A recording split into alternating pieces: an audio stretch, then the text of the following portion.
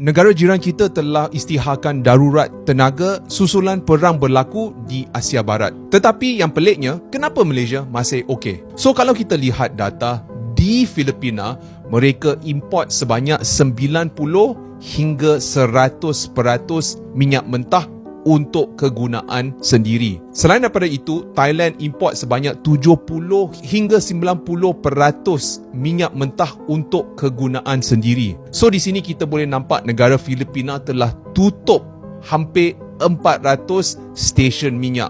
Malah kerajaan di situ pun telah mengisytiharkan darurat tenaga. Selain daripada itu, di Thailand kita boleh nampak rakyat di situ beratur tunggu untuk dapatkan minyak walaupun stesen tak cukup bekalan. Tapi di Malaysia, memandangkan kita pengeluar gas dan minyak, risiko ini agak rendah. Walaupun begitu, kita kena ingat realiti ini, bahawa gas dan minyak adalah sumber terhad. Ini bermakna setiap kali kalau kita guna gas dan minyak, ianya akan berkurangan sampai habis. Dan di Malaysia, ianya dianggarkan bahawa kita ada 15 hingga 20 tahun sebelum minyak kita habis.